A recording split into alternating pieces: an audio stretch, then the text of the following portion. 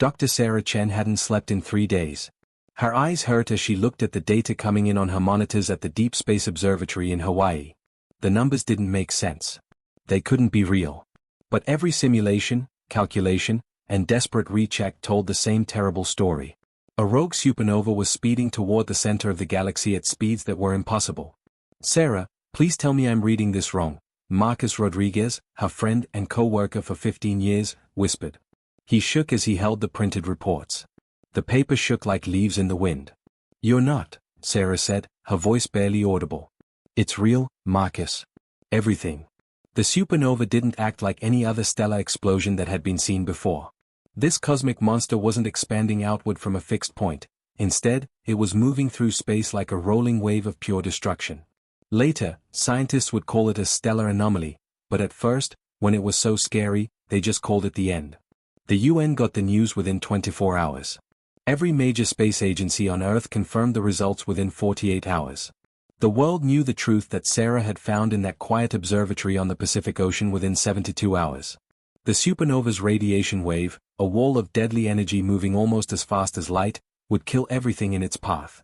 Life would be wiped out on all planets. The atmospheres would be taken away. In the dark of space, whole star systems would turn into tombs with no life. And Earth was right in its way. The first estimate said that people would have 12 years. 12 years passed before the sterilization wave reached the solar system of Earth. There are 8 billion people in everything that humanity has ever built, made, or dreamed of. In Geneva, President Maria Santos of the United Earth Council spoke to the world. Her voice was steady, but her eyes showed how scared she was. "We are up against an enemy that won't listen to reason, can't be stopped, and doesn't show mercy. But throughout history, people have survived wars, ice ages, plagues, and other disasters. We will get through this too." But behind closed doors, in secure bunkers deep below the surface, the world's leaders had to face a harder truth. There was no way to stop a supernova from happening. There was no weapon, no technology, and no miracle of science that could stop the wall of death from moving forward. The only thing to do was run. Dr. Yuki Tanaka, the world's top expert on theoretical propulsion systems, stood in front of the Emergency Council and made a proposal that sounded like something from a science fiction book. "We make ships," she said simply. "The biggest ships ever thought of. We call them arc fleets, and we use them to get everyone out." "Everyone?" General Thomas Wright asked, his military mind already figuring out how to make it work. "Do you mean 8 billion people?" "No," Yuki said, correcting him. She pulled up star maps that showed nearby systems. "I mean everyone. Every person, every alien race we've met, and every civilization that is in danger of being destroyed. We don't leave anyone behind if we have to run." There were a lot of fights in the room. There was no way. Crazy. They didn't have enough resources to save the people on Earth, let alone the dozens of alien civilizations that lived in nearby star systems. The aquatic Zeltharai on Oceanus Prime. The Kryn, who are made of silicon, live in the asteroid fields of Sigma Draconis. The Avari lived on their forest moon. They were bird-like creatures whose songs could change quantum fields. How could people, who are still having trouble with their own problems, possibly help everyone? But Yuki didn't give in. The supernova doesn't care about species or borders. It will kill everything. We're not worth saving at all if we know how to build these ships and choose to save only ourselves. It felt like a challenge when she said what she did. World leaders around the table stopped talking. They thought about their kids, their grandkids, and the future generations who would judge them for what they did. The first person to speak was President Santos. "Then we make the arcs. All of them. For everyone." One by one, the other people nodded in agreement. Sarah Chen stood outside the observatory that night, looking up at the stars. The supernova was coming from somewhere beyond the beautiful spiral arms of the Milky Way. A force of nature that couldn't be stopped and would change the galaxy forever. But people wouldn't have to face it alone, and they wouldn't run away in fear. They would run with a purpose, bringing the light of life into the dark. The time was running out. The biggest engineering project in history was about to start. The world changed in a single night. Project ARK, Humanity Needs You, was on every screen in cities all over the world. Everyone got their job: factory workers, teachers, artists, programmers, and farmers. The world economy didn't fall apart, it came together for a common goal. Dr. Yuki Tanaka stood in what used to be the Nevada desert, which is now the biggest construction site in history. The Mojave Ark shipyard was hundreds of miles long, with a metal forest of scaffolding, cranes, and half-built ships reaching up to the sky. Yuki told the engineering teams from 70 countries that the ships need to be more than just vehicles. They have to be their own worlds. Ecosystems that can support life for hundreds of years. The problems with the design were huge. There would be 50 million beings living in each Ark fleet, both humans and aliens. They needed farms to grow food, hospitals, schools, parks with fake suns for kids to play in, and even water recycling systems. The ships had to be fast enough to get away from the deadly wave of the supernova, but they also had to be stable enough to keep their valuable cargo safe in the violent space between stars. James Okonkwo, an engineer from Lagos, was in charge of the propulsion team. He had spent his whole career designing engines for experiments, but this was something else. "We're putting together fusion drives, antimatter reactors, and gravitational slingshots," he told reporters who came to visit. "Technologies that shouldn't work together, but for some reason do." The first test flight of a prototype drive went horribly wrong. 3 engineers died when the engine blew up, which set the project back 6 months. James sat in his room that night, his head in his hands, and thought about whether they were chasing a dream that couldn't come true. But the next morning, thousands of volunteers lined up to take the place of those who had died. They wore badges with the names of the engineers who had died. For Chen. The badges said, "For Martinez. For Patel." The work went on. Dr. Amora Osei, on the other hand, was in charge of the biological systems in what used to be the Amazon rainforest and is now the Biodiversity Preservation Center. Her team gathered DNA, seeds, embryos, and living things from all over the world. "We're not just saving people," Amora told her tired team. "We're saving the memory of the Earth itself. Every plant, animal, and microbe that makes our world special." Giant biodomes grew up from the ground in the forest. Each one was a small ecosystem that would be put on the Ark fleets. Amora walked through a model dome, taking in the smell of pine trees growing next to tropical orchids and watching as earth beetles crawled past HFY water plants. Species that had never lived together before were now sharing the same ground, getting ready for their trip through space. The jobs of the cultural preservation teams were just as hard. How do you fit all of human history into digital archives? It was necessary to keep all of the books, songs, paintings, and recipes that had been passed down through the years. Maya Patel, a librarian from Mumbai, led teams that worked 20 hours a day scanning documents in thousands of languages. "Future generations need to know who we were," she said as she carefully scanned a manuscript that was 1,000 years old.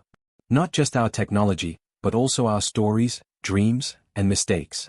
Everything matters." The cooperation between countries around the world was never seen before. Russia gave away its advanced shielding technology. China shared its knowledge of megastructure engineering. The US started its research on antimatter. African countries gave us important rare earth elements. Countries in South America shared new farming techniques that were developed in the Amazon. European teams made the AI systems that would help people find their way through the void. But the hardest part wasn't technical, it was social. How do we decide who goes? Every leader, planner, and worker on Project Ark was haunted by the question. A 16-year-old student from Kyoto named Kenji Soto gave the answer. He said simply in a viral video that was seen by 2 billion people, "We don't choose. We either take everyone or no one. That's what makes us people." The choice was made. A lottery would decide who would leave first, but everyone would have a spot on the Ark fleets. When it comes to extinction, everyone is equal, whether they are rich or poor, powerful or weak, famous or unknown. The first Ark fleet was ready 5 years into the project. The humanity's hope was so big that it could be seen from the ground. It floated in orbit like a second moon. 10 miles long and 2 miles wide, with farms that could feed millions, engines that could keep it going at near-light speeds, and shields that could protect it from the harsh radiation of deep space. Yuki stood on the observation deck of the finished ship, crying. James put a hand on her shoulder behind her. "We really did it," she said in a low voice. "No," James said softly. "We're going to do it. This is the first of 80 Ark fleets. We have 7 years to finish the rest." The work was far from over, but for the first time since Sarah Chen found out about the coming doom, people dared to hope. The humanity's hope shone in the sunlight as it circled the Earth. It was a cathedral of steel and dreams, humanity's defiant answer to a universe that didn't care. One rivet at a time, the impossible was becoming possible. On a quiet Tuesday morning, the Zeltharai message came. When the holographic display came to life, Ambassador Chen Wei was sitting in the United Earth Council's communication center. A representative from the Zeltharai, who looked like flowing water and was wearing a crystalline environmental suit, came to see her. The alien's voice sounded like waves crashing on the shore. "Humans of Earth," it said. "We got your warning about the supernova. Your results are backed up by our scientists. We can't get away. We can't get our ships to cross the space between stars. Please help us, we are begging you." Chen Wei's heart felt tight. The Zeltharai civilization existed before humans started keeping records. 30 years ago, they helped people make quantum communication work. They had talked about what they knew about ocean ecosystems, which helped bring back coral reefs that were dying. They were friends and allies, and now they were asking for help. Chen Wei said without hesitation, "We will come for you. Get your people ready. People don't leave their friends behind." But the Zeltharai were only the start. Messages from all over the galaxy started coming in within days. The KRYNN silicon-based miners lived in colonies on asteroids that were very important for Earth's technology. The Avari, whose quantum songs had revealed secrets of physics that people had only dreamed of. The Terathins are insect-like creatures whose hive structures inspired the Ark fleet's efficiency systems.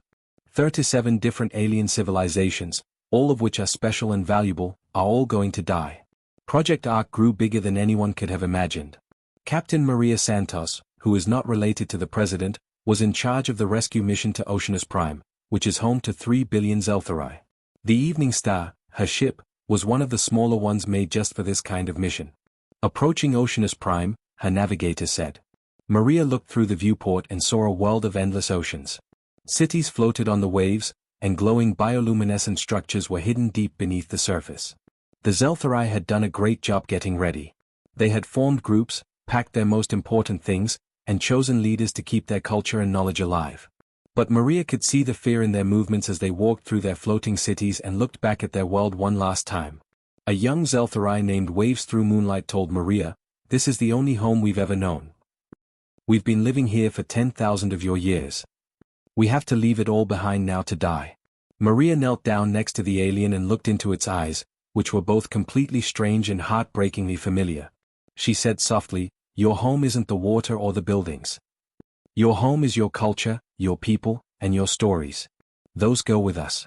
And one day, we'll find you new oceans to live in." It took 3 months to get everyone out. The Zeltharai boarded the transport ships one by one, bringing their homes filled with water, their cultural artifacts, and their hopes for the future. Lieutenant Zhong Wei, on the other hand, had a very different problem on the KRYNN asteroid colonies. The silicon-based creatures didn't need oxygen to live and did well in temperatures that would melt human flesh. It took engineering miracles to make the Ark fleet's living spaces work together. The environmental engineer said, "They need environments at 600 degrees Celsius. We're basically putting furnaces inside our ships." "Then we build furnaces," Zhong said simply. "Whatever it takes." The Avari moon had the most heartbreaking rescue. Commander Janet Okoye landed her ship in forests where trees grew 200 feet tall and Avari nests hung from branches like works of art made of living things. The aliens that looked like birds sang songs that made the air vibrate with quantum waves. But the Avari had a unique tragedy. Their number had grown to 8 billion, which was much more than what was first thought.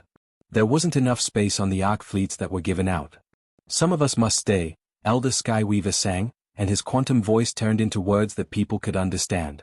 "We will pick volunteers who will stay and die with honor on our world." Janet said firmly, "No way." She called Earth Command right away. "We need more boats. We're not going to leave anyone behind." President Santos herself answered. "Change Ark Fleet 7's course away from Earth. If we have to, let's put off our own evacuation. All the Avari come home." Skyweaver's song changed when Janet told the Avari what people had decided. It turned into a beautiful and sad melody that talked about thankfulness, wonder, and friendship that would last forever. Every Avari on the moon sang along, making a chorus that spread through quantum fields all over the system. The human crew members cried openly, not understanding the words but feeling the emotion behind them. Dr. Yuki Tanaka was in charge of the huge logistical nightmare back on Earth. Different species had different needs, such as the makeup of the atmosphere, the amount of gravity they needed, the temperature ranges they could live in, their diets, and their social structures. All of them had to fit in the Ark fleets. She told her tired team, "We're making the most diverse communities in the history of the galaxy. Humans, Zeltharai, Kryn, Avari, and 33 other species all live together on ships that travel through space. No one has ever done it before. One engineer said, "That's because it's crazy." "Yes," Yuki said with a smile. "Beautifully crazy, wonderfully crazy. Just like people." For 4 more years, the rescues went on. Some went well. Some people had disasters, ships broke down, emergencies happened, and problems that no one saw coming put everything at risk. 3 rescue ships and their crews were lost, but they saved thousands of aliens in their last acts of bravery. There were memorial services all over the galaxy. People were sad about the deaths of alien crews who had saved humans. Aliens thanked human pilots who died to save alien kids. The differences between species started to fade. By the 10th year of Project Ark, 90% of the people who needed to leave had done so. Billions of beings from many worlds now lived on the Ark fleets, getting ready for the long trip ahead. Ambassador Chen Wei stood in Ark Fleet One's common hall and watched as humans played with Zeltharai kids in specially designed water-air interface zones. Kryn engineers and human mechanics worked together. The Kryn silicon-based minds could solve problems in ways that carbon-based life could never do. The songs of Avari filled the air, and they were no longer sad but hopeful. She whispered to herself, "We did it. We really did it, even though it seemed impossible." But the hardest part was still to come. The supernova was getting faster. The wave of sterilization was going faster than expected. The last launch date had to be moved up by 6 months. They didn't have 6 months. The alarms went off at dawn. The emergency broadcast system went off all over the world. The message was clear and scary: final launch in 48 hours. Everyone report to the designated Ark fleets right away. The supernova had sped up more than anyone thought it would. The wave of sterilization would reach the solar system of Earth in 3 years instead of 5. Every Ark fleet had to take off within 2 days, or they would never be able to escape the cosmic destruction that was coming for them. Dr. Sarah Chen, who had found the supernova 12 years ago, was at the Tokyo Launch Coordination Center. Her hair had turned gray, and her face was lined with tiredness. For more than 10 years, she had been getting ready for this. "What's the status of the fleet?" she yelled. The operations officer said, "Fleets 1 through 60 are ready to go. Fleets 61 through 74 are now boarding. Fleets 75 through 80 are still loading supplies. We have 48 hours, Sarah said in a low voice. Everyone goes, or no one goes. Ark Fleet 1, humanity's hope, got ready to leave while in orbit. Captain Marcus Rodriguez was in charge of the flagship ship carrying 50 million people from 12 different species. He had been with Sarah the night she found the supernova. He walked through the huge biodome on Deck 17, where kids from Earth, Avari, and Zeltharai played together and swam in pools made just for them. An old couple sat on a bench next to a Kryn family. All of them were watching the kids with the same look that grandparents all over the world have. "Captain," his second-in-command said. "We're getting the last cargo from Earth. They're sending the seed vault, which has medical supplies, cultural archives, and more." Marcus's breath stopped.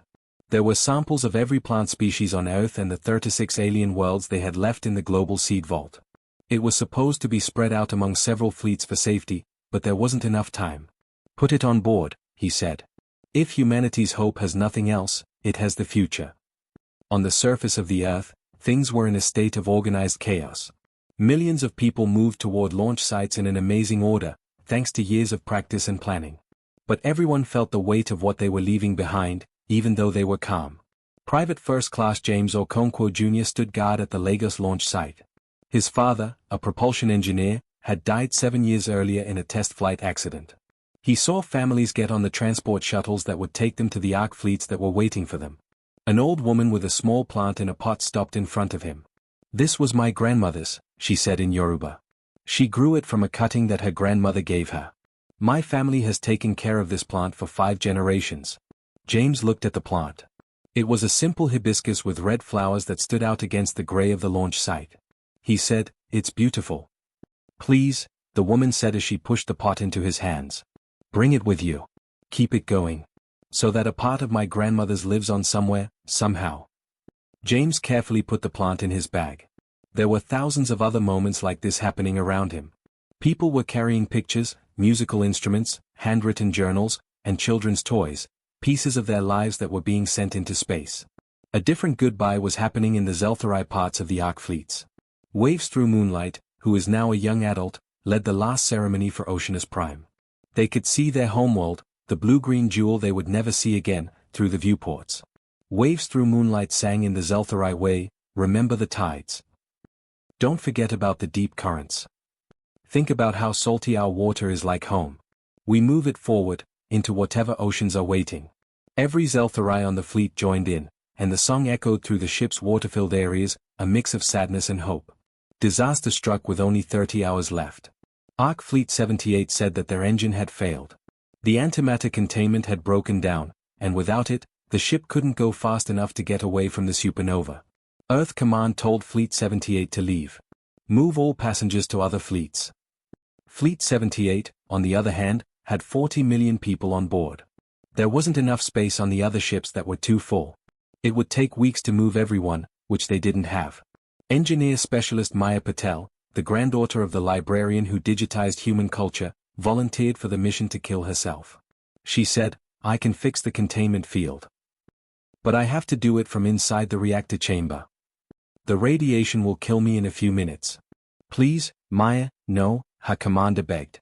"We'll figure out a different way." "There is no other way," Maya said in a calm voice. She remembered her grandmother, who died 5 years ago. Her last words were "save the stories." 40 million people are depending on this ship. There are 40 million stories that should go on. Maya went into the reactor room. Her crew watched her work with steady hands through the radiation-shielded camera, even though her body was starting to fail. The radiation counters yelled warnings, but she didn't listen. "Containment field stabilizing," she said, her voice getting weaker. "Sending power through other channels. In 10 minutes, the engines should be ready to go." "Get out of there, Maya," her crew yelled. "I can't," she said softly. "I need to make sure it stays." The engines roared to life 9 minutes later. The Ark Fleet 78 was saved. Maya Patel died with a smile on her face and her hands still on the control panel. There was a moment of silence across all 80 Ark fleets. 40 million beings, including humans, Zeltharai, Kyryn, Avari, and many other species, bowed their heads in respect for a young human woman who had given everything so they could live. The last shuttles left Earth with 12 hours to go. Maria Santos, the president, was one of the last to leave. She walked through the empty halls of the United Nations building in Geneva, running her hand along the wall where so many important decisions had been made. "Goodbye, Earth," she said softly. "We'll never forget you. We promise to remember." Her security detail gently pushed her toward the shuttle that was waiting. Maria looked down at the planet that had been home to people for a long time as they took off. There were no people in the cities. Monuments to what people have done stood still. The Great Wall, the Taj Mahal, the pyramids, and the Golden Gate Bridge were all left behind for the fire.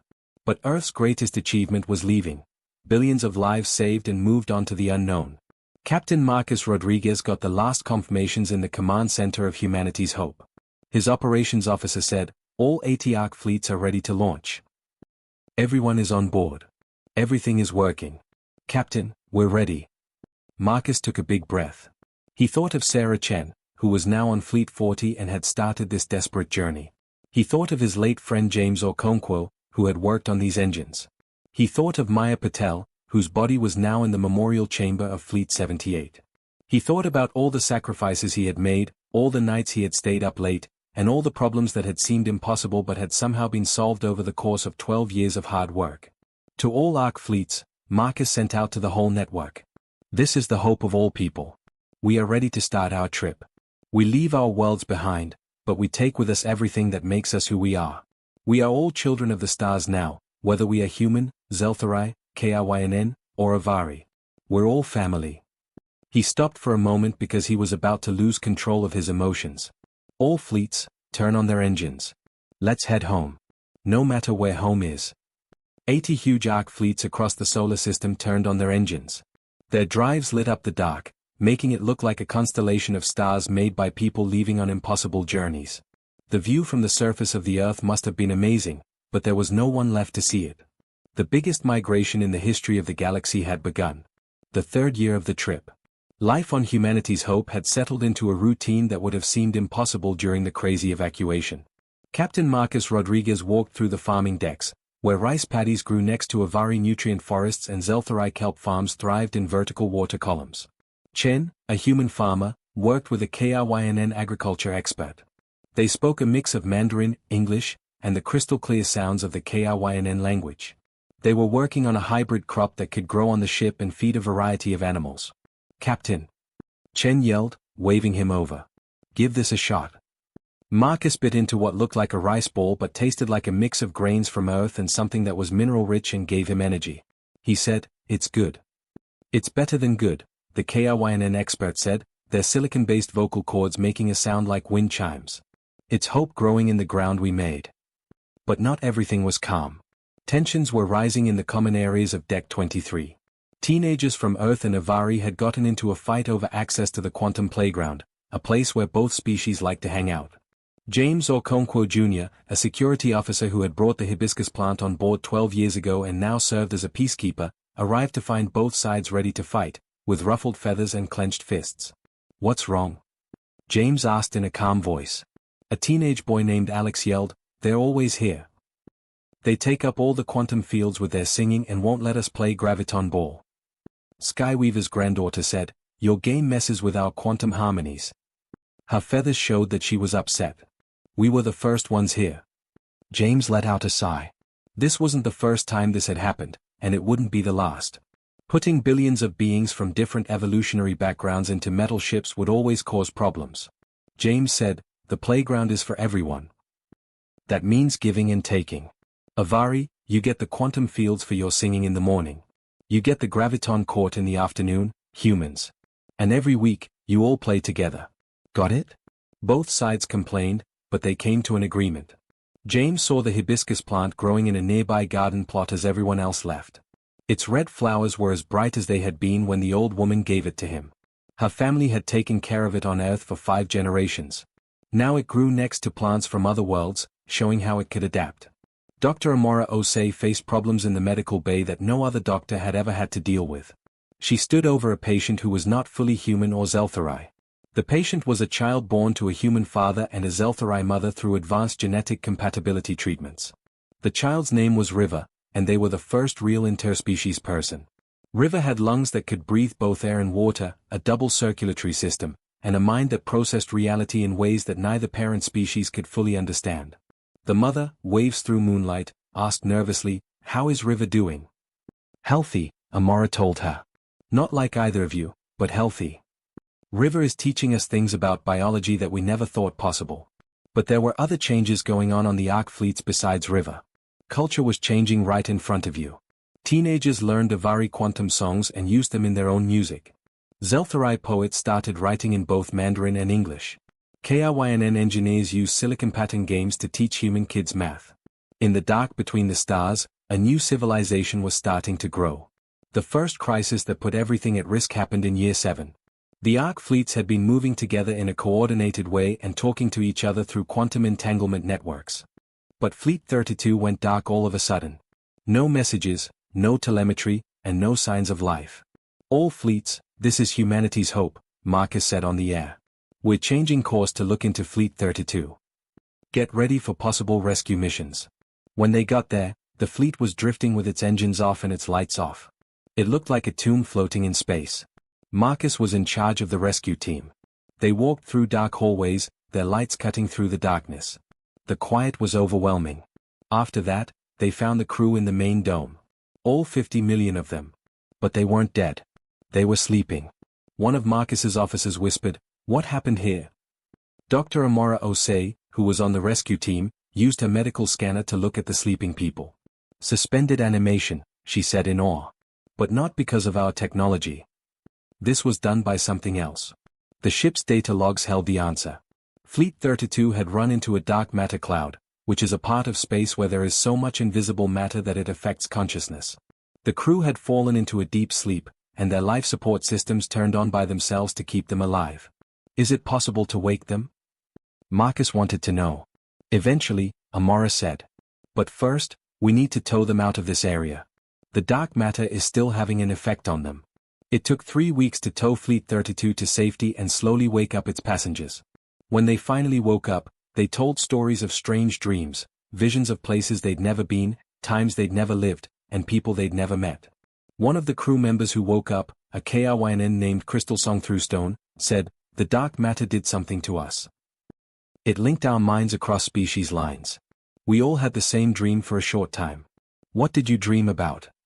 Marcus wanted to know. Home, Crystal Song Thrustone said. We haven't found a home yet, but it's out there waiting for us. In year 12, a new kind of challenge came up, morale. People were worn out. The trip felt like it would never end. Children who were born on the ships had never lived on a planet. They lived in hallways and domes, never feeling rain or seeing a horizon that wasn't a wall. Depression spread through the fleets like a disease. Psychologists worked extra hours. Groups of people who support each other formed. But the weight of the long journey was too much for spirits that had already been through so much. Then something that wasn't planned happened. A young Avari named Song of New Dawns, who had never been to their home world, wrote a quantum piece that combined human music, Zeltharai wave patterns, and KRYNN crystalline harmonics. The song spread through the fleets, with each species translating and changing it until everyone on every arc was humming, singing, or resonating with it. The simple English translation of the lyrics said, "We are the travelers, walking the dark between stars, carrying the light of home, until we find the dawn." The song turned into an anthem. It was played at births and funerals, in the morning and at night. It reminded everyone of their reasons for traveling, what they were carrying, and what they hoped to find. The mood slowly got better. The 15th year brought the moment they had all been afraid of. They saw it happen through the back senses. The sterilization wave from the supernova got to our solar system. The radiation wave moved faster than anything else, making the void itself into a furnace with a wall of deadly light. Marcus asked for a moment of silence. Billions of beings in all 80 arc fleets stopped what they were doing and watched as their old homes died. The air on Earth caught fire and burned away. The oceans boiled and sent steam into space. The surface of the planet melted. In just a few minutes, everything that people had ever built, from monuments to cities to unmarked graves, was gone. All of the planets, Mars, Venus, and Jupiter, were cleaned. Oceanus Prime, the homeworld of the Zeltharai, also met the same fate. The Avari forest moon caught fire. The KRYNN asteroid colonies turned to gas. In just a few hours, 37 worlds, each one different and irreplaceable, died. Each one had billions of years of evolutionary history. In the memorial chapel of humanity's hope, beings from all kinds of species came together. They didn't say anything. Words didn't seem enough to describe how big the loss was. At last, an old woman stood up. She had been a child when the evacuation happened, and now she had children of her own who were born on the fleet. She said, "We are the last," and her voice broke. The last person to walk on Earth. The last person to swim in the deep waters of Oceanus. The last person to sing in the Avari woods. We carry the weight of worlds that are gone. She stopped for a moment, her eyes full of tears. But we also hold their hope. Every child born on these ships is proof that those worlds didn't die for nothing. We are their legacy, and we will make sure that it lives on. One by one, each member of each species stood up and spoke. They told stories about their homeworlds that had been passed down through the years and made promises to never forget. After the ceremony, Marcus saw Sarah Chen standing alone on the observation deck, looking up at the stars. Sarah said softly, "I found Supernova 27 years ago. I've been running from it for more than half of my life. And now it's finally caught up to where we were. But not where we are," Marcus said softly to her. "We're still ahead of it, Sarah. Still going forward." "To what?" Sarah asked. "Marcus, we've been on the road for 15 years. We might have enough supplies for another 50. What if we never find a world that works for us? What if we die out here, in the dark between stars?" Marcus touched her shoulder. "Then we die knowing we did our best. We die knowing we didn't give up, leave anyone behind, or give in to despair. That has to mean something." Sarah nodded slowly, keeping her eyes on the stars. "Somewhere out there," Marcus said, "there's a world waiting for us. Maybe a lot of worlds. We just have to keep going until we find them." The deadly light of the supernova kept destroying everything in its path as it moved through the galaxy. But in front of them, in the vast, unexplored darkness, there was hope. The trip went on. 23 years. In the Arc Fleet 1 Education Dome, teacher Kenji Sato, grandson of the teenage boy who had once said, "We take everyone or no one," stood in front of a classroom that had never been seen before. Kids from Earth and kids from Zeltharai sat next to each other at desks that were made for water. Avari young people sat on branches that had been made just for them. KRYNN children, whose bodies were still forming, lay on heated platforms. Today, Kenji said, we're going to talk about a word. Does anyone know what the word homeworld means? A girl named Elena raised her hand. That's where you came from, right? The same way my grandma talks about Earth. A young Avari named Whisper of Wind said, I don't get it. My parents talk about the moon in the forest, but I've never seen it. How can it be my home if I've never been there? That's a great question, Kenji said. And to be honest, I'm not sure I have the right answer. This was the problem for the generation that grew up on the Ark fleets. They were in the hundreds of millions now, kids who had never touched dirt, seen a real sunrise, or felt the weight of a real planet. The ships were home to them. The tales of Earth, Oceanus Prime, and other lost worlds were just that, tales. But the older generations held on to those memories with all their might, afraid that if they let go, they would lose something important forever. Waves Through Moonlight, now an elder of the Zeltharai people, led young Zeltharai in traditional water dances in the Zeltharai parts. But the kids had a hard time with the forms because their bodies were used to the ship's recycled water instead of the open oceans of Oceanus Prime. No, Waves Through Moonlight said softly. The tide turn should flow like this, naturally. They showed how their people used to move gracefully.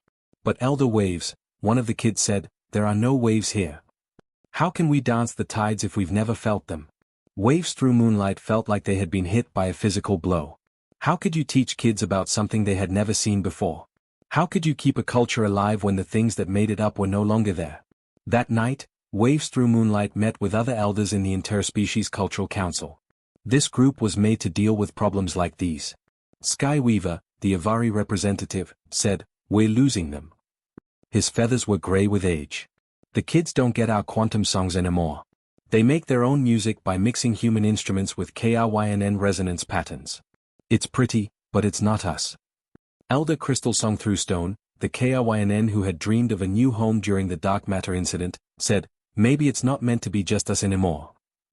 Maybe they're making something new. Something that we all own. The argument went on for hours. Should you keep the old ways or welcome the new? Should you hold on to memories of lost worlds or accept that a new culture was forming? The answer came from a place you wouldn't expect. River, the child of a human and a Zeltharai, spoke to the council. She is now a young adult. River said, I am both human and Zeltharai. Their unique bodies let them talk in both air and water at the same time. But I'm also not either. I'm something that could only happen here, on these ships, on this trip. And I'm not the only one. There are thousands of people like me now, kids with parents from different backgrounds who don't fit into any one group. River stopped and looked at each elder in turn. You're scared we'll forget where we came from. But we can't forget things we didn't know. We can learn from your stories and make something new instead. We can remember the past while making the future. The words hit home. The council started to come up with a solution, the memory archives. Each Ark fleet built huge cultural centers that used immersive virtual reality, genetic memory implants, and recordings that used all 5 senses to keep the old ways alive. They didn't treat them like holy books that had to be followed to the letter. Instead, they saw them as the building blocks of a new culture. Young people learned how to sing Avari Quantum, and then they added human throat singing and KRYNN crystalline resonance to make new kinds of music. Zeltharai kids learned the old water dances and then changed them to work in zero-gravity settings.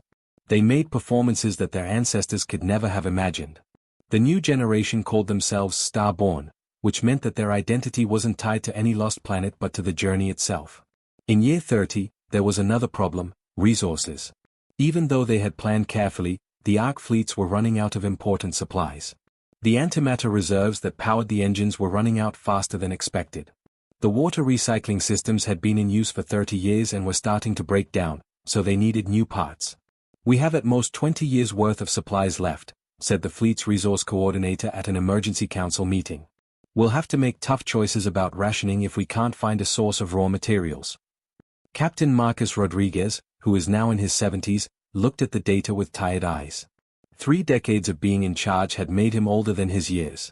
He asked, what about the asteroid field we found in Sector 7? The navigator said, it's not on our planned route. It would take us 5 more years to get there. We would have to get all 80 fleets to change their course. Then that's what we do, Marcus said with conviction. We didn't come this far to die because we don't have any water filters. The choice was made. Sensors showed that the dense asteroid field ahead was full of water ice, metals, and other useful materials. All 80 ARC fleets changed course and headed toward it. The mining operation that came after was huge. The ARC fleet sent out thousands of ships, including small mining ships, processing plants, and transport shuttles. The crews of humans, Zeltharai, KRYNN, and Avari all worked together to get resources from the asteroids. James Okonkwo III, the grandson of the engineer who died during those first tests, was in charge of one of the mining teams. He was good at understanding propulsion systems and getting resources out of the ground, just like his grandfather. He said with excitement, "This asteroid is 90% water ice. We can fill up all of our reserves and still have enough left over for another 50 years of travel." But the mining operations showed something that wasn't expected. They found structures deep inside one of the bigger asteroids. Not natural formations, but old, abandoned buildings that were built on purpose. Dr. Amora Osei's granddaughter Amora told the archaeological team, "There was a civilization here. The dating shows they left millions of years ago, but they left behind tools." The discovery shook up all the ARC fleets. This part of the galaxy wasn't the first place they ran away to. Others had taken these paths before, fleeing from some disaster they didn't know about and leaving behind signs of their passage. They found something that looked like a star map in one room. It showed not only stars but also worlds that could support life, all marked and catalogued by beings that had long since died. "Look at this," said young Amora, her voice shaking with excitement. 3 of these marked worlds are in the same direction as we are already going. We might be closer to finding a new home than we thought if this map is right. The news gave the fleets more hope than any official announcement could have. They had been traveling through the void for 30 years when they finally found real proof that there were habitable worlds in front of them. But hope brought with it new problems. One group of leaders said, "We should break up. Split the fleets up between the 3 marked worlds. Give us a better chance of living." Another group said, "We stay together. We've come this far as one group. We don't break up now." The argument went on for months. In the end, they came to an agreement. They would stay together until they reached the first marked world. If it turned out to be livable, some fleets would move there. The rest would go to the other 2 worlds. Sarah Chen stood on the observation deck of Fleet 40 as the ARC fleets left the asteroid field. Their holds were full and their hope was renewed. She was 94 years old now, one of the last people from Earth who had been an adult when the evacuation happened. She told herself, "We're going to make it. After all this, we really are going to make it." A young star-born child next to her looked up at her. "Elder Sarah, can you tell me about Earth? Real stories from when you lived there." Sarah smiled and began to speak. Her words made pictures of blue skies and green forests, oceans that went on forever, and a world that only lived in memory and story. But those stories weren't going away. A generation was keeping them alive, honoring them, and turning them into something new that would be passed down to the next generation. The ARC fleets kept sailing, not away from danger but toward hope. 38 years. "Sir, we can see it." Captain Marcus Rodriguez, who is now 88 years old and in a mobility chair because of the effects of long-term space travel, looked up sharply at his science officer. His hands shook a little, but his mind was as sharp as ever. "Confirm," he said. "Confirmed, Captain.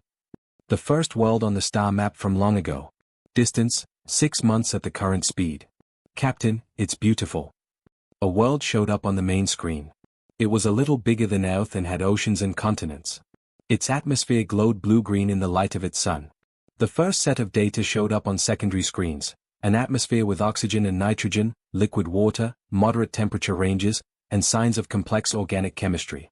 For almost 40 years, it was everything they had ever wanted. Marcus started the communication across the fleet. "Hello, this is Captain Rodriguez of Humanity's Hope. We found it. We found our new home." Billions of beings erupted in celebration across all 80 ARC fleets. People cried. Zeltharai sang in waves of happiness. Avari made quantum harmonies that made the ships sound like they were full of hope.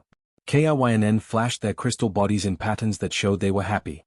But Sarah Chen, who was in a medical bed in Fleet 40, felt something else, fear.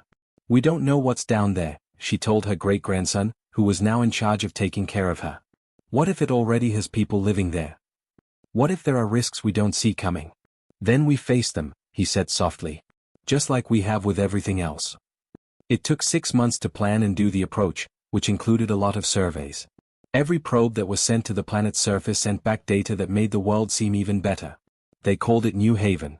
The analysis team was led by Dr. Amora Osei-2, who is now the expedition's chief scientist. She said, "The planet is full of life.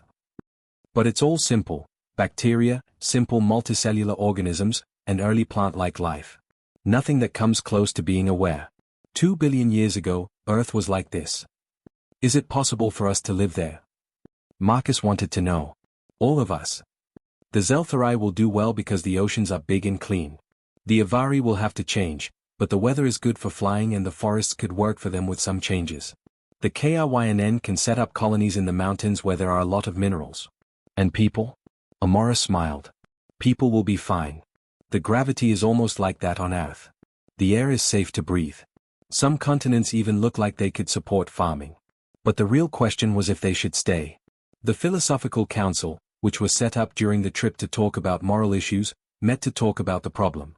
Elder Whisper of Wind, an Avari philosopher, said, "This world has its own path of evolution. If we live here, we'll change it forever.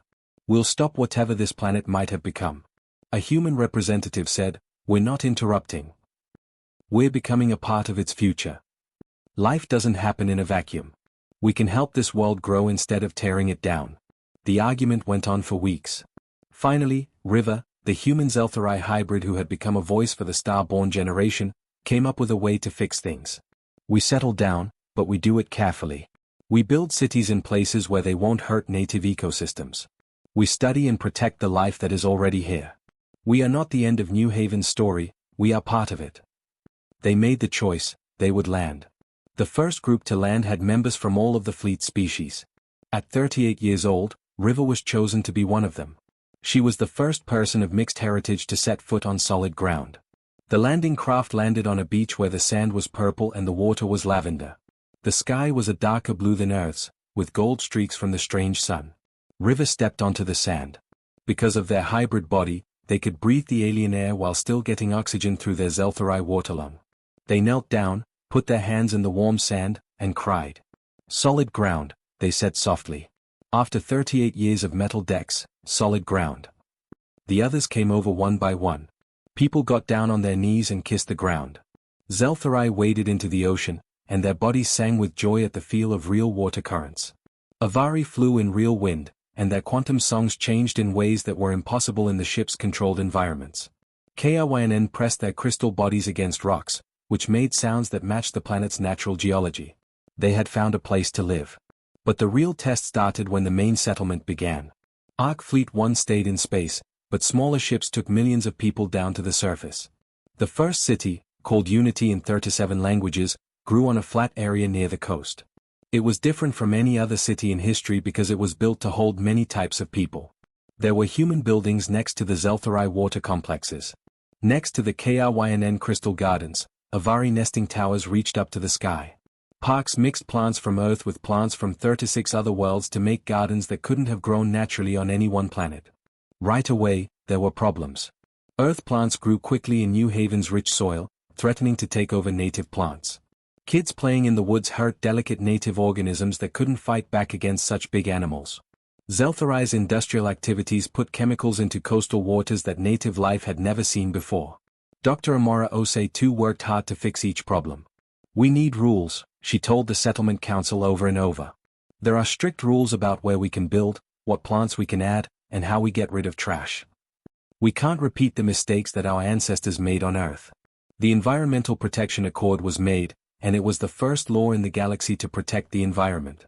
It required areas to be set aside for conservation, limited industrial activities, and required impact assessments before any major construction. The settlement slowly found its balance. But not everyone was moving to New Haven. Captain Marcus Rodriguez stood in the command center of Humanity's Hope and watched as Fleet 1 got ready to leave again. 40 of the 80 fleets had decided to stay and settle in New Haven. The other 40, which had 20 billion beings on board, would go on to the second marked world. "Are you sure about this?" asked his first officer. "You could retire, Marcus. Spend your last years on solid ground and in the open air." Marcus shook his head. "There are 2 more worlds on that old map. People who want different places to live and work. I won't be done with my job until everyone who wants a home has one." Even though she was 104 years old, Sarah Chen chose to keep going. From her medical pod on Fleet 40, she sent a message to those who were staying behind: "You are our legacy. The kids from Earth and 36 other worlds are working together to make something new. Make it pretty. Be nice. Make it worth everything we gave up to get here." The settlers of New Haven gathered for a ceremony as the last 40 Ark fleets got ready to leave. They made a memorial garden with dirt, water, and minerals from each homeworld that was lost. In the middle was a monument with the names of everyone who had died on the long journey. There were more than 2 million names from many different species. River, who had decided to stay and help build the new settlement, read the inscription out loud: "We came from many worlds. We traveled through the dark. We found the light together. May every child's laughter, every artist's work, and every farmer's harvest bring back memories of those who rest here." This was possible because of their sacrifice. People on the ground watched as the 40 Ark fleets started their engines and left New Haven's orbit. The ship's engines made fake stars in the night sky. They got smaller and smaller until they disappeared into the vastness of space. There were now 2 civilizations where there had been one before. One settling on a new world and learning how to take care of a planet they hadn't evolved on. The other is still on the road, looking for other safe places among the stars. Both carrying on the legacy of lost worlds and the promise of futures that have not yet been written. Once more, Marcus Rodriguez looked at the star map. There were 2 more marked worlds ahead. 2 more chances to give people a place to live. "Set course for World 2, he said. "And let's make sure we get there." The journey went on, but now they knew it was possible. They had shown that there were other worlds. That deal might work out. That the long, dark space between stars could end in light. Children played in parks on New Haven's largest continent, where earth flowers grew next to alien plants. Zeltharai taught their kids the old dances in the oceans, but they changed them to fit the new currents. In the mountains, KRYNN echoed with stones that were strange but welcoming. Avari sang quantum songs in the sky that no one on this world had ever heard before. Life, in all its different and beautiful forms, had moved to a new place. And somewhere in the dark ahead, there were more homes to be found. 4 to 5 years. Captain Marcus Rodriguez did not live to see the second world. He passed away peacefully in his sleep on Humanity's Hope, 6 months before the other Ark fleets arrived at their destination. He was 95 years old and had spent 52 years in space. More than half of his life was spent making sure that other people could find homes among the stars. All 40 of the traveling fleets showed his funeral on TV. People from all walks of life came together in memorial halls to pay their respects to the person who had refused to rest until everyone was safe. "He led us through the dark," said Commander Skyweaver III, great-grandson of Elder Skyweaver. "He carried us when we were too tired to go on. He carried us when it seemed like there was no hope. We honor him by going where he couldn't see." Hundreds of species came to the ceremony where Marcus's body was released from the airlock and buried in space. As his body floated into the void of space, the lights of 40 Ark fleets lit it up, a constellation of sadness and thankfulness. River's daughter Marina, who was the new captain of Humanity's Hope, had her parents' hybrid body and Marcus's unbreakable will. They got to the second world 3 months later. New Haven was like Earth, but World 2, which they called Cascade, was a world of water. 95% of its surface was ocean, and only a few volcanic islands broke the waves. "It's perfect," Elder Waves Through Moonlight said with a sigh. He was old by Zeltharai standards but still served his people. "This is home for my people." In fact, Cascade's huge oceans could hold billions of Zeltharai. But what about the other kinds? An unexpected partnership gave the answer. The KRYNN could live in volcanic areas because their silicon-based biology made them strong. They could also set up colonies on the islands. And people, Avari, and other species that breathe air could build floating cities, huge platforms that would float on the currents and create a civilization that lived on the water instead of under it. 30 of the 40 fleets that were still around chose to settle in Cascade. 10 fleets, each with 5 billion beings who wanted different places to live, kept going toward the third and last world on the old map. The strategies used to settle Cascade were different from those used to settle New Haven. Zeltharai designed current highways connected underwater cities of crystal beauty that rose from the depths.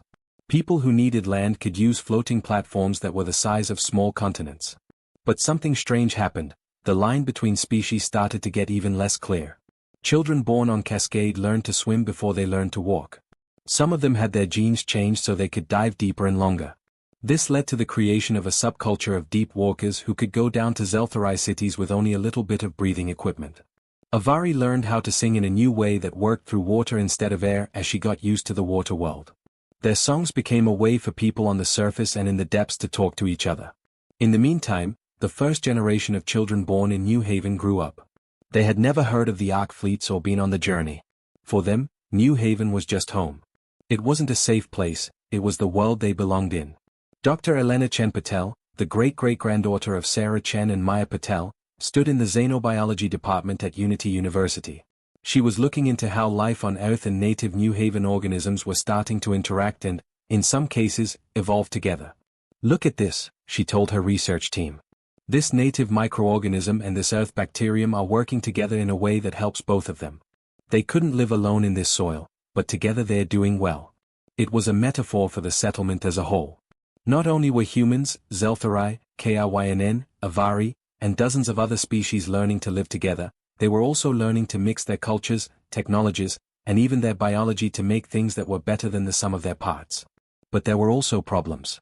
The purists were a growing group that said the different species should stay genetically and culturally separate. They didn't want kids like River who had parents from different backgrounds, didn't want cities that were mixed, and wanted each species to have its own territory. During a heated public debate, a leader of the purists said, "We're losing ourselves. Our kids are turning into something that isn't human, Zeltharai, or Avari. They are hybrids who don't really know who they are." River, who is now 62 years old and a member of New Haven's governing council, answered in his usual direct way. "My life proves you wrong. I am a person and a Zeltharai. I am not either. I am new and complete. The Starborn aren't losing who they are, they're making new ones. Not identities based on lost worlds, but on the future we are all making together."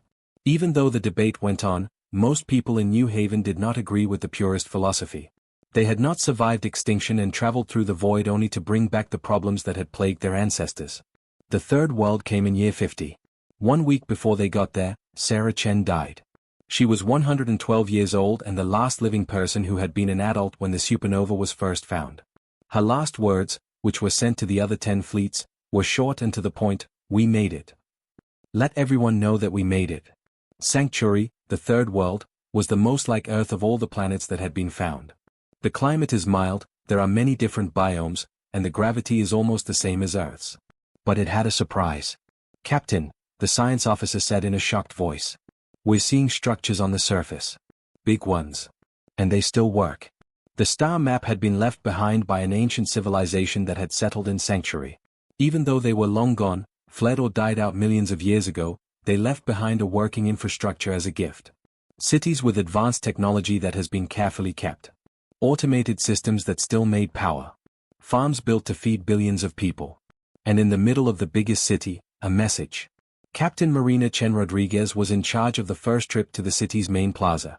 There was a holographic display on a monument made of materials that had been around for millions of years. It turned on when they got close. The picture showed beings they had never seen before. They were tall and crystal-like, but their features looked like they belonged to both plants and animals. One of them said, and the ship's AI translated, "We were travelers too, to those who find this place. We ran away from a cosmic disaster, just like you probably did. We found sanctuary and lived here for 10,000 generations. But in the end, we changed into something that wasn't physical and became pure energy and consciousness. We leave this world to the people who come after us. I hope you find peace here. May you grow and do well. You can learn from both our successes and our failures. And when you're ready, I hope you can reach for the stars and beyond. You are not by yourself. There are travelers, seekers, and survivors all over the universe. Through the dark, we all carry the same light." The message was over, but everyone who heard it felt its effects. They weren't the first to run away from a cosmic disaster. They wouldn't be the last. But they were all part of a bigger story. Species all over the galaxy, throughout time, fighting to keep life going despite all odds. The last 10 Ark fleets made their home on Sanctuary. Some beings decided to live in the old cities and carefully studied and preserved the technology that was left behind. Others built new towns, leaving their mark on the world. And civilization thrived in 3 places: New Haven, Cascade, and Sanctuary. It became important for the 3 settlements to be able to talk to each other. Quantum entanglement networks made it possible to talk to people across light years in real time. Art, music, and knowledge were shared between the worlds through cultural exchanges. Kids in New Haven learned about their cousins who lived on Cascade. Researchers on Sanctuary told researchers on New Haven about what they had found. 3 worlds, dozens of species, and billions of beings are all linked by the memory of a long, dark journey. But the story was not over yet. Young engineers in New Haven started designing new ships. These weren't Ark fleets escaping disaster, they were exploration ships meant to find out what else was out there in the galaxy. The star-born generation, who had heard stories of lost worlds and desperate evacuations, wanted to make sure it never happened again. Maya Santos Tanoka, a descendant of 3 of the original project leaders, suggested, "We'll build an early warning network. Sensors all over the galaxy to find cosmic threats. We'll let everyone know what we know. No one will ever be caught off guard again." The deep walkers found ancient ruins deep in the ocean on Cascade. These were the remains of another lost civilization, this one aquatic and long gone. They had warnings like the ones on Sanctuary: disaster had struck, people had tried to leave, and some had made it out. One of the explorers asked, "How many times has this happened? How many civilizations have run away from their homes in space?" Researchers studying the old technology made a big step forward on Sanctuary. They found out that the way the ascended beings got energy form was based on ideas about consciousness that could be taught and learned. One scientist said excitedly, "We could follow their path. We could one day go beyond our physical form." "Or," said another, "we could stay physical and use what they know to learn more about our own minds. We don't have to go the same way. We can make our own." There were 3 thriving civilizations where there had been none 60 years after the first evacuation from Earth. Billions of beings who would have died in the supernova's fury instead lived, loved, created, and dreamed on 3 different worlds. The Ark fleets, which were now empty, stayed in orbit around each world. They were like monuments to the journey, museums that kept the memory of lost worlds alive, and symbols of what could be done when different species worked together to survive. Kids who went to the museum ships walked through the same hallways that their ancestors had lived in for decades. They saw the command centers where impossible decisions had been made, the agricultural domes, and the living quarters. They learned what their elders always wanted them to remember: compassion is not a sign of weakness in the face of cosmic indifference. Unity does not mean giving up. Hope is not a bad thing. These are the best things that any civilization can have. 100 years. It had been 100 years since the first people looked up at the sky and saw death coming. It's been 100 years since the impossible choice to save not only humans but also every life in the galaxy that was in danger. The centennial celebration in New Haven filled the streets of Unity City. Unity, a city of 10 million people from 43 different species, had become a symbol of what could happen when people had to work together to stay alive. Dr. Elena Chen Patel, who is now 90, stood on the memorial platform where the first settlers had planted soil from worlds that had been lost.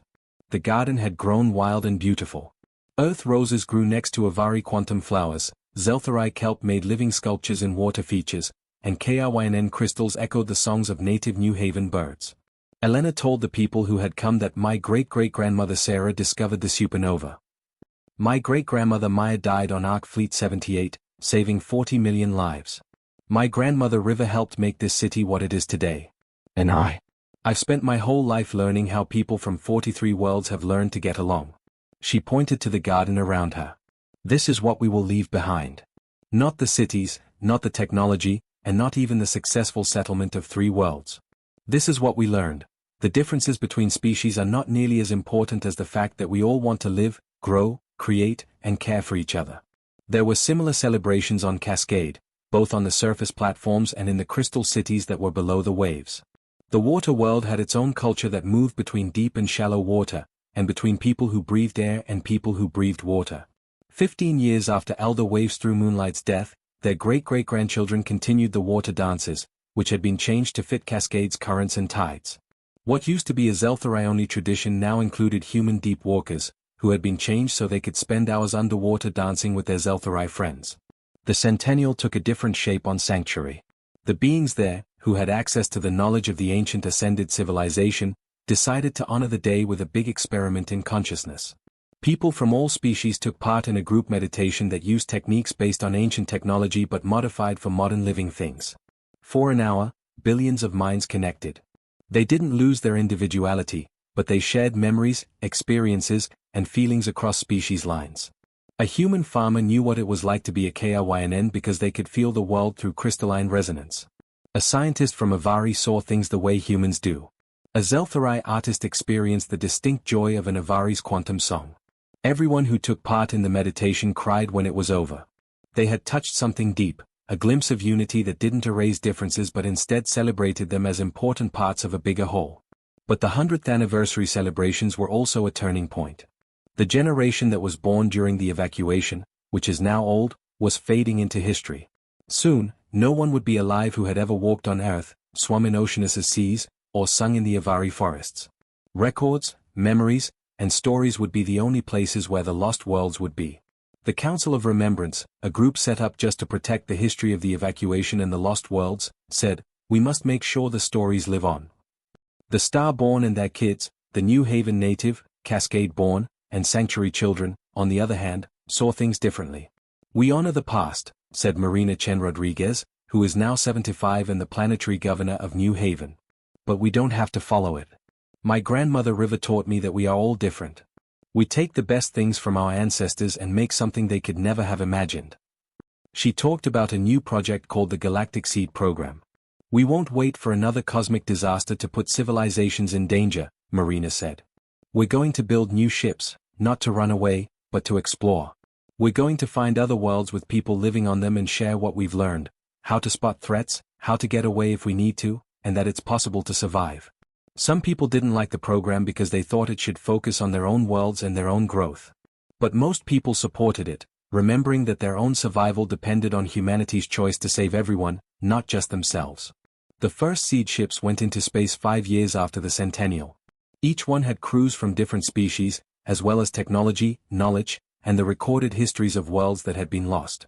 Their job was to find other civilizations and share what they had learned during the desperate evacuation of humanity. The captain of the first seed ship, a KRYNN human hybrid named Crystal Songchen, said, "We're paying it forward. Someone gave us a map to safe worlds. We should at least help other people find safety too." In the meantime, the early warning network that was suggested decades ago was finally coming to life. Quantum sensors were spread out across the area. They could find cosmic threats hundreds of years before they became dangerous. Anyone with the right technology could freely receive the data. The network's chief engineer said, "Never again will a civilization face extinction with only 12 years' notice. We're giving everyone a chance to fight." But maybe the biggest change was happening on a personal level. There were now a lot of mixed heritage kids on all 3 worlds. River's descendants are hybrids of humans and Zeltharai. AvarikaryNN beings who could use crystals to sing quantum songs. Adoptive families with kids from different biological backgrounds. The old groups of human, Zeltharai, Avari, and KRYNN were becoming less important. The Deep Walkers of Cascade, the Crystal Singers of Sanctuary, and the Garden Keepers of New Haven were all new groups.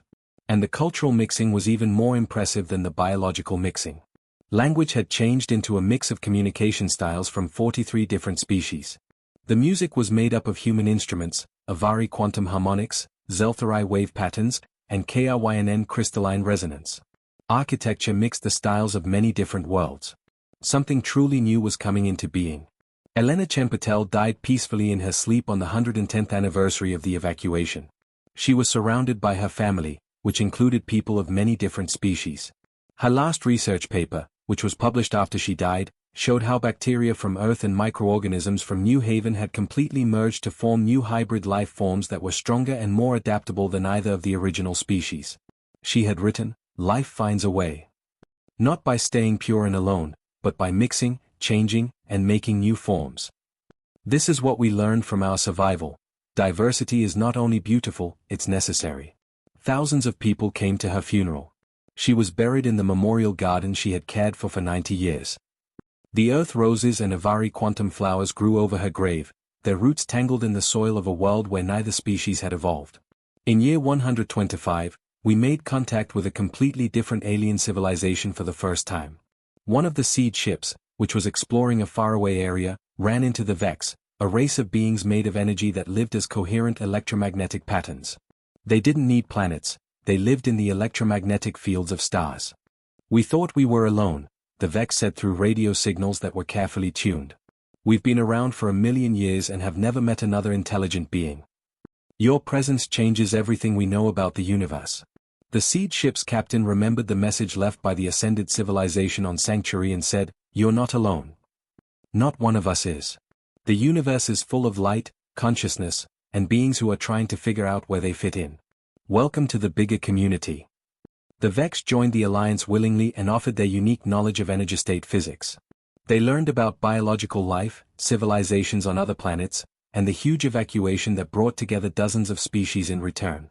People on the 3 settled worlds celebrated not only the discovery of new friends, but also the confirmation of what they had come to believe. The galaxy was full of different kinds of consciousness, each one unique and valuable. Finally, they were starting to find each other. The story that had started with a desperate flight from extinction had grown into something bigger, a conscious effort to connect people across the galaxy, share knowledge and resources, and make sure that no species would ever have to face cosmic disaster alone. On New Haven, kids learned about Earth's history not as a lost paradise, but as one of many worlds that had helped build their multi-species civilization. They learned Mandarin and Zeltharai wavesong at the same time. They learned about human philosophy, Avari quantum mechanics, and KRYNN resonance theory at the same time. The Deep Walkers had learned how to grow hybrid coral reefs on Cascade. These reefs combined Earth species with native Cascade organisms to make stunning underwater ecosystems that neither world could have made on its own. Researchers on Sanctuary who were using ancient technology had come up with ways to expand consciousness that let beings temporarily live as other species. This wasn't for fun, it was a powerful way to build empathy and understanding. And in all 3 worlds, the memorials to lost planets served as reminders. New Haven's Soil Garden, Cascade's underwater monument that listed every world that had to be evacuated, and Sanctuary's Hall of Echoes, where recordings of lost world environments played over and over again, the sound of rain on Earth, the tides of Oceanus, and the wind through Avari forests. These memorials were not places of despair, but places of strength. They told visitors to think about not only what they had lost, but also what they had saved, preserved, and turned into something new.